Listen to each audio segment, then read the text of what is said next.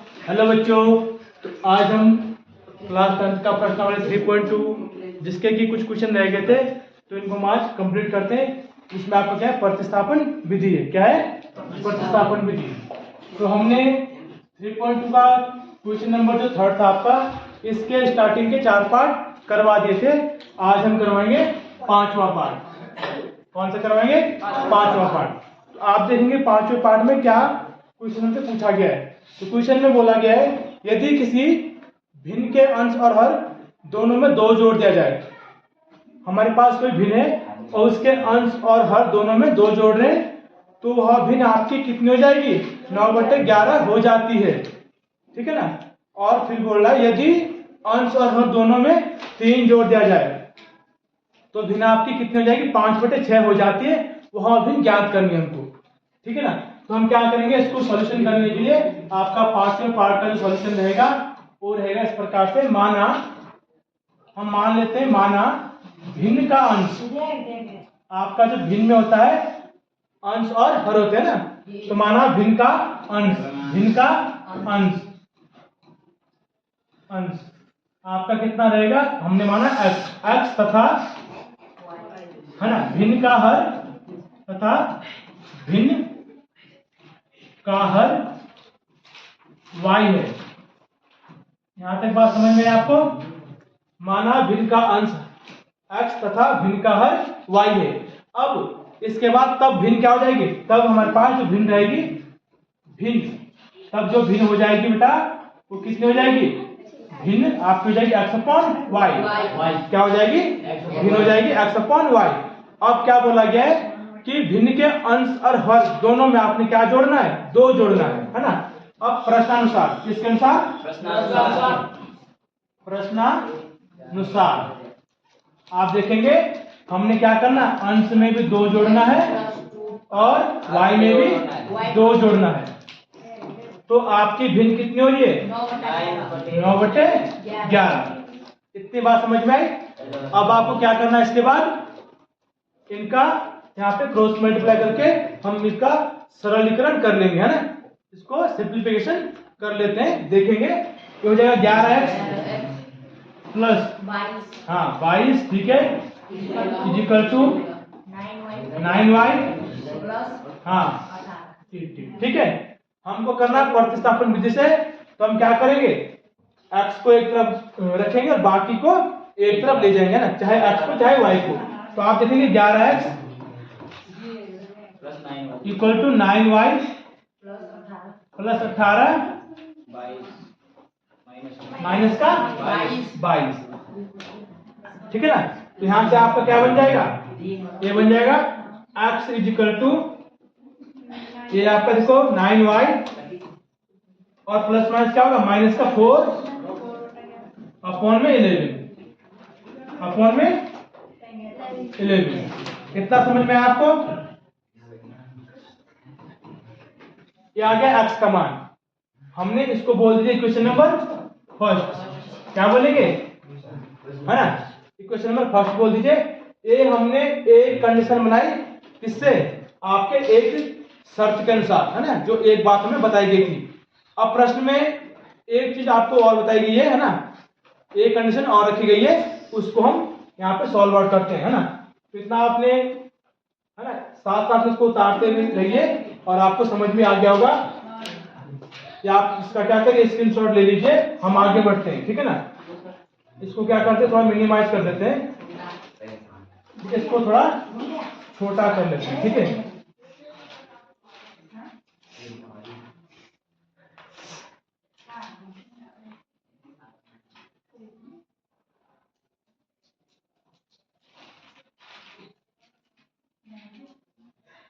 देखिए जरा, इतना दिख रहा है आपको? ठीक है। अब यहाँ पे क्या हो जाएगा, पुनः प्रश्नानुसार, पुनः प्रश्नानुसार हमें फिर से प्रश्न के अनुसार कुछ यहाँ पे बताया गया है, उसको हम क्या करेंगे, समीकरण के रूप में, गणित के रूप में लिखेंगे। तो पुनः जो प्रश्नानुसार बताया गया है कि यदि अंश और हर दोनों में कितना जोड़ दें? 3 जोड़ दें। तो हमने क्या किया, x + 3 अपॉन में y प्लस 3, दोनों में हमने कितना जोड़ दिया, 3 जोड़ दिया। तो हमारी जो भिन्न हो जा रही है वो हो रही कितनी, 5/6 हो रही है ना। कितनी हो जा रही है, 5/6। फिर से क्या करें, इसका क्रॉस मल्टीप्लाई करिए तो 6x प्लस 6 18 बराबर 5y प्लस 3 पंजे 15। चर पद को एक तरफ रखिए, अचर पद को एक तरफ रखिए।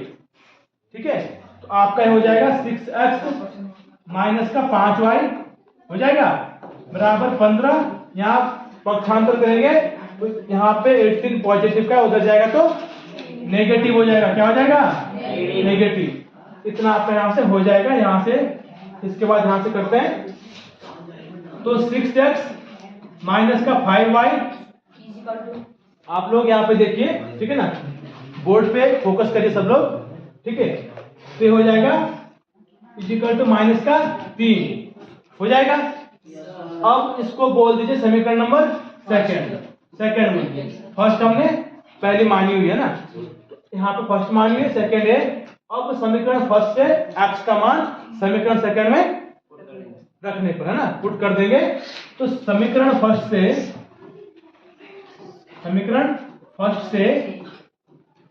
x का मान, या आप डायरेक्ट कह सकते हैं कि x का मान समीकरण सेकंड में रखने पर एक ही बात है। समीकरण फर्स्ट से x का मान समीकरण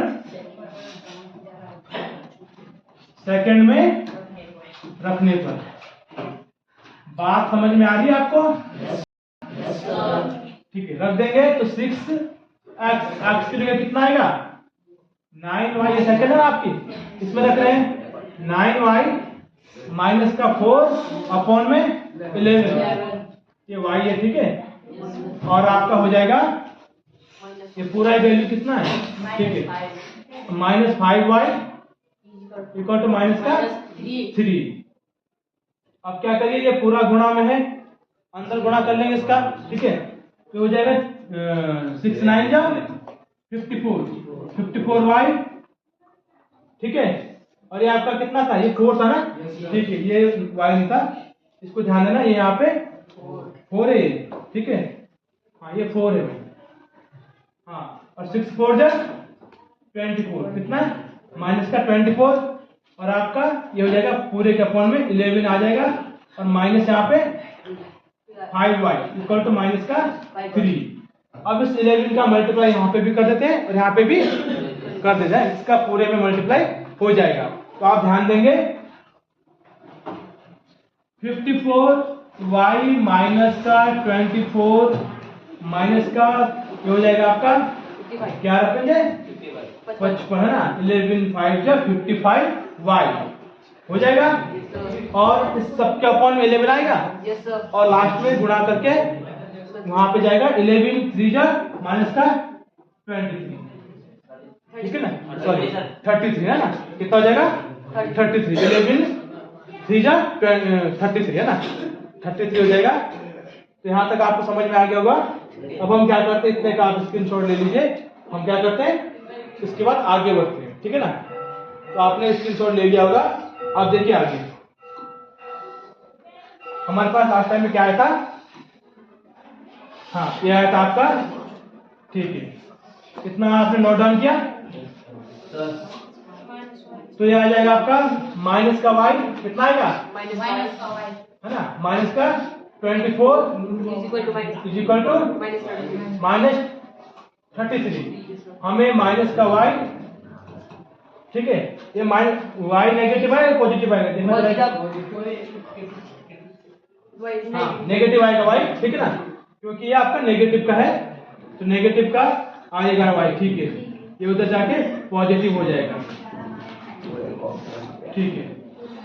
तो ये आपका हो जाएगा माइनस का 33 पॉजिटिव का 24, नेगेटिव y इक्वल में आपका हो जाएगा माइनस प्लस का माइनस हो जाएगा। आपने 13 माइनस 4 9, तो y इक्वल टू आपका नेगेटिव से नेगेटिव हट जाएगा, y इक्वल कितना आएगा 9। अब y क्या है, भिन्न का हर है, तो भिन्न का हर आ गया 9। अब हमको क्या निकालना, अंश। तो इस y का मान समीकरण फर्स्ट में रख देंगे ना, y का मान, बात नहीं करनी है, y का मान, आप लोग बोलिए मत, y का मान समीकरण फर्स्ट में रखने पर, तो आप रखेंगे फर्स्ट क्या थी आपकी, x इजिकल टू कितना था, है ना, तो समीकरण फर्स्ट क्या आपकी, देखिए x equal to 9y minus का 4 अपॉन में 11, 9y माइनस का 4 अपॉन में 11, और y का मान कितना आया, y का मान कितना आया 9, x equal to 9 into 9 minus का 4 अपॉन में 11, ये हो जाएगा x इक्वल टू 9 9 जा 81, कितना रहेगा 9 9 जा 81 माइनस का 4 अपॉन में 11, x इक्वल टू 81 माइनस 4 77, कितना होगा 77 अपॉन में 11, x इक्वल टू 11 11 7 जा 77, x का वैल्यू 7 आ गया। तो अतः हम लिख सकते लास्ट में अतः भिन्न बराबर, भिन्न क्या होगी, भिन्न होगी हमारे पास 7/9, ठीक है ना, 9 होगी। बताइए आया आपको समझ में? Yes sir. थोड़ा बहुत कैलकुलेशन से, है ना, और आसानी से आप इसको सॉल्व आउट कर सकते हैं, ठीक है ना। तो आप क्या करिए, इस क्वेश्चन का स्क्रीनशॉट ले लीजिए, हम बढ़ते आगे। आज हमको कंप्लीट करना है और विलोपन विधि हम आपको समझा देंगे, ठीक है ना। तो आगे बढ़ लेते हैं, ठीक है। अब नेक्स्ट क्वेश्चन है, क्वेश्चन नंबर, अभी कौन सा पार्ट है, 5वां पे 6ठा पार्ट है ना, इसका लास्ट पार्ट, कौन सा पार्ट है, लास्ट, ठीक है। इसमें क्या बोला गया है कि 5 वर्ष पूर्व जैकब की आयु उसके पुत्र की आयु से 3 गुनी हो जाएगी, ठीक है। अब 5 वर्ष पूर्व की बात कर रहा है, जैकब की आयु उसके पुत्र की आयु, ठीक है। पहले 5 वर्ष बाद की बात कर रहा है, किसकी बात कर रहा है, बाद की। अब यहाँ पे आपको मानना जो पड़ता है वो मानी होती वर्तमान आयु, क्या मानी होती है, जो इनकी प्रेजेंट एज है वो हम मान लेंगे। और एक बात हमेशा ध्यान रखिए कि जो एज डिफरेंस रहता है वो ऑलवेज क्या रहेगा, सेम रहेगा। वो ट्वाइस, दुगुना तिगुना वो तो होता रहता है, लेकिन डिफरेंस जो रहेगा, एज डिफरेंस, वो ऑलवेज क्या रहेगा, सेम। जैसे पुष्पांशु की एज है, इसमें क्या बोला गया है कि 5 वर्ष पूर्व जैकब की आयु उसके पुत्र की आयु से 3 गुनी हो जाएगी, ठीक है। अब 5 वर्ष पूर्व की बात कर रहा है, जैकब की आयु उसके पुत्र की आयु, ठीक है। पहले 5 वर्ष बाद की बात कर रहा है, किसकी बात कर रहा है, बाद की। अब यहाँ पे आपको मानना जो पड़ता है वो मानी होती वर्तमान आयु, क्या मानी होती है, जो इनकी प्रेजेंट एज है वो हम मान लेंगे। और एक बात हमेशा ध्यान रखिए कि जो एज डिफरेंस रहता है वो ऑलवेज क्या रहेगा, सेम रहेगा। वो ट्वाइस, दुगुना तिगुना वो तो होता रहता है, लेकिन डिफरेंस जो रहेगा, एज डिफरेंस, वो ऑलवेज क्या रहेगा, सेम। जैसे पुष्पांशु की एज है, ठीक है ना, मान लीजिए पुष्पांशु की एज कितनी है, वर्तमान में भी 16 साल है, और इनके पापा की एज कितनी है, 32 साल है, ठीक है ना, 32 ईयर है। तो 16 साल बाद इसके पापा 16 साल बढ़ जाएंगे और ये भी 16 साल बढ़ जाएगा। एज डिफरेंस हमेशा क्या रहता है, सेम रहेगा, ठीक है ना। एज डिफरेंस जो है वो ऑलवेज क्या रहता है, सेम। जितने बड़े हम आपसे अभी हैं, अगर आप 10 साल बाद बात करेंगे तो अब 10 साल बाद हम आपसे उतने ही बड़े रहेंगे। आ रही ना बात समझ में? तो ये आपका एज डिफरेंस, ये क्वेश्चंस एग्जाम में आते हैं, तो आप इसको ध्यानपूर्वक देखें। माना, हम इसको मान लेते हैं, माना इसकी बात कर रहा है कि 5 वर्ष पूर्व बाद है ना, 5 वर्ष बाद जैकब की आयु उसके पुत्र की आयु की 3 गुनी थी। माना जैकब की आयु, जैकब की आयु, है ना, इसकी जो एज है वो है x वर्ष, x वर्ष है, कितने बेटा, x वर्ष है, ठीक है। तथा उसके पुत्र की आयु, किसके, जैकब है ना, उसके पुत्र की आयु, कितने वाई वर्ष है, कितने बेटा वाई वर्ष है। ठीक है, अब प्रश्नानुसार प्रश्न के अनुसार क्या कंडीशन दे रखी है, 5 वर्ष बाद तो 5 वर्ष बाद जो जैकब की आयु है ना वो बढ़ जाएगी। बाद का मतलब ये वर्तमान आयु है, माना जैकब की आयु, ये जो एज हमने मानी है कौन सी एज है, एक्स जो मानी है ये वर्तमान है, कैसी है प्रेजेंट एज है ना। या आप यहाँ पे लिख भी सकते हैं माना जैकब की वर्तमान आयु है ना, यहाँ पे हम कर देते हैं इसको वर्तमान आयु, यहाँ पे भी उसके पुत्र की वर्तमान आयु। वर्तमान जब रहेगी, मान लीजिए अभी आपकी उम्र कितनी है 16 है ना, किसी की 16 किसी की 13 14, ठीक है। अब मैं पूछता हूँ 5 वर्ष बाद कितनी हो जाएगी, हाँ 21। तो आपने क्या किया, वर्तमान उम्र में अपने 5 साल और जोड़ दिए। यहाँ पे भी वही बोला गया, माना जैकब की वर्तमान आयु x वर्ष है तथा उसके पुत्र की वर्तमान आयु y वर्तमान है। 5 वर्ष बाद कितनी होगी x + 5। अब यहाँ पे कंडीशन क्या देगी है कि जो जैकब की एज है वर्तमान वो अपने पुत्र की कितनी हो जाएगी 3 गुनी। तो इसके पुत्र की आयु भी 5 साल बाद क्या होगी बढ़ जाएगी, इसका हो जाएगा 3 गुना। कितना हो जाएगा 3 गुना 3। ठीक है, अब इसको सॉल्व करिए, x + 5 बराबर 3y + 3 बच जाए 15 हो जाएगा। यहाँ से क्या करिए, अगर आप चाहते हो इसको प्रतिस्थापन है ना, तो आप क्या करेंगे, x को रखिए 3y + 15 माइनस का 5, x बराबर कितना हो जाएगा 3y और आपका प्लस माइनस का माइनस प्लस का 10, ये आ गया आपका x का मान। किसका मान आ गया, इसको बोलिए क्वेश्चन नंबर फर्स्ट। ठीक है, अब क्या होगा, पुनः प्रश्नानुसार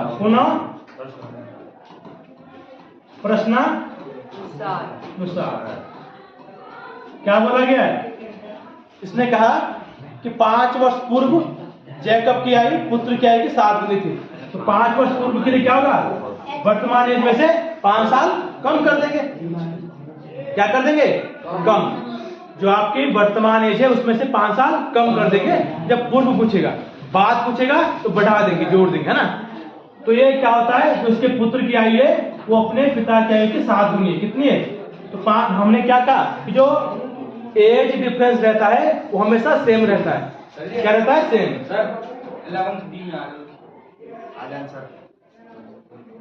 ठीक है, y = ये यहाँ पे ध्यान देना, y - 5 क्या हो जाएगा, y - 5 इंटू में कितना हो जाएगा 7, क्योंकि 7 टाइम है ना। तो हो जाएगा x - 5 और आपका 7y माइनस का 7 5 का 35, कितना हो जाएगा 35। हमने क्या किया, इसको तो और सॉल्व कर देंगे, x - 5 इसको इधर लेके आइए, माइनस का 7y माइनस का 35, 5 को इधर लेके जाएंगे, कांस्टेंट टर्म को एक तरफ, वेरिएबल टर्म को एक तरफ, कांस्टेंट को एक तरफ, वेरिएबल को एक तरफ। ये हो जाएगा आपका x - 7y माइनस का 35 प्लस का 5, x - 7y माइनस का 30 हो जाएगा। यहाँ पे आप y की वैल्यू पुट कर सकते हैं। हमने x का मान क्या करेंगे, x का मान पुट कर देंगे। ये आपकी क्वेश्चन नंबर सेकंड होगी। यह समझ में आता कैसे हुआ है। अरे हमने जो कंडीशन दे रखी थी उसको अप्लाई करा क्वेश्चन पे। इसने कहा जो जैकब है 5 वर्ष पहले अपने बेटे के ना, अपने पुत्र की उम्र की का 7 गुना था। कितना था, 7 गुना। तो हमने कहा एज डिफरेंस हमेशा क्या रहेगा, सेम रहेगा। क्या रहेगा, सेम। जो आयु में जो अंतर है वो हमेशा क्या रहेगा, सेम। अगर 5 वर्ष पहले है ना जैकब की उम्र यानी कि उसके पिता की उम्र अगर कम हो रही है तो बेटे की उम्र तो कम हुई होगी। तो इसलिए दोनों में से क्या कर दिया, पहले नेगेटिव कर दिया दोनों की जो वर्तमान एज है। अब जो जैकब की उम्र है वो अपने बेटे का 7 गुना हो रहा है, तो बेटे की उम्र में 7 गुना कर दिया, तब बेटे और बाप की उम्र बराबर आएगी। आई बात समझ में? ये काम किया, ये आपके समीकरण नंबर सेकंड बन गया। तो आप लिखेंगे समीकरण फर्स्ट से या x का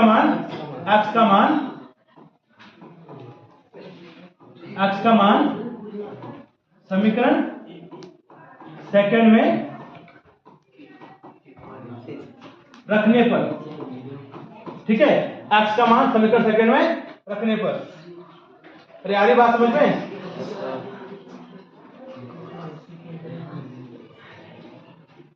ठीक है ना,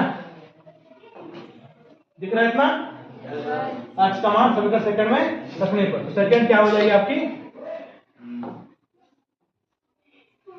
ये है ना सेकंड। यहां पे आपने 3y + 10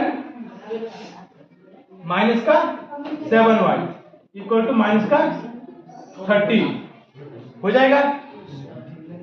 3y और माइनस का 7y कितना हो जाएगा, माइनस का 4y इक्वल में आपका माइनस का 30 और माइनस का 10 हो जाएगा।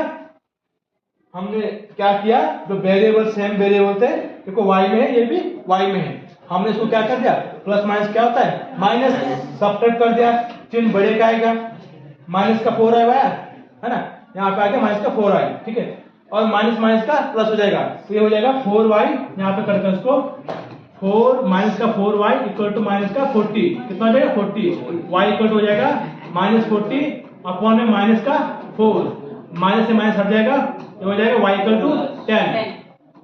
तो आपका क्या आ जाएगा, y की वैल्यू, यानी कि जेकब के पुत्र की एज आ गई 10 वर्ष, कितने आ गई 10 वर्ष। अब निकालना है किसकी, जेकब की एज, है ना। तो आप क्या करेंगे, x का मान समीकरण फर्स्ट में रखने पर, है ना, सॉरी y का मान ना, y का